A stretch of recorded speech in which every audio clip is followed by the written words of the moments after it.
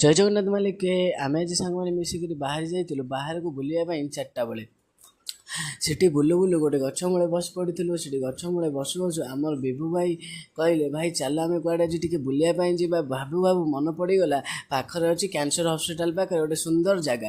ସେଇ ଜାଗା ବୁଲିଲା ବେଳେ ଚିନୁ ଯେ ମୋ ଚାଇଲ୍ଡହୁଡ଼ ଫ୍ରେଣ୍ଡ, ତା ମଝିରେ ମଝିରେ କମେଡ଼ି କରୁଥାଏ, ମଜା ବି ବହୁତ ଜୋର ହେଉଥାଏ। ସେତିକିବେଳେ ଅମିତ ଭାଇ କହିଲେ, ଆଉ ଡେରି ନ କରି ଚାଲ ଜଲ୍ଦି ଜଲ୍ଦି ଯିବା, ନହେଲେ ରାତି ହେଇଗଲେ ଯିବା ପାଇଁ ଆଉ ଭଲ ଲାଗିବନି।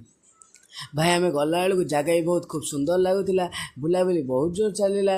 ତାପରେ କେତେ ସମୟ ପରେ ମାନେ ଝିପିଝିପି ବର୍ଷା ବି ମଧ୍ୟ ପକାଇଥିଲା। ଆମେ ଗୋଟେ ଛୋଟ କୁଡ଼ିଆ ପାଖରେ ରହିଯାଇଥିଲୁ, କିନ୍ତୁ ବର୍ଷା ଏତେ ଜୋର ହେଉଥିଲା ଭିଡ଼ିଓ କରିବା ପାଇଁ ସମ୍ଭବ ହେଇନଥିଲା। ତାପରେ ଭାଇ ଆମେ ସେଠୁ ବାହାରି ପଳେଇ ଆସିଥିଲୁ। ଭୋକ ମଧ୍ୟ ବହୁତ ଜୋର କଲାଣି। ଆମେ ଆସି ପୂଜା ଟିଫିନ୍ ସେଣ୍ଟରରେ ଖାଇବା ପାଇଁ ଚିନୁ ଭାଇ ଆଗେ କହିଲେ, କାରଣ ଚିନୁ ଭାଇଙ୍କର ଆଗେ ହେଉଛି ଖାଇବା କଥା। ସାଙ୍ଗେ ସାଙ୍ଗେ ଚକୁଳି ପିଠାକୁ ମଟର ଆଳୁ ତରକାରୀ ଆଣିକିରି ଆମ ପାଖରେ ଥୋଇଦେଲେ, କହିଲେ ଆଗେ ଖାଅ ତାପରେ ବୁଲିବା ପାଇଁ ଯିବା। କ୍ୱାଣ୍ଟିଟି ବି ଭଲ ଥିଲା, ପଇସା ହିସାବରେ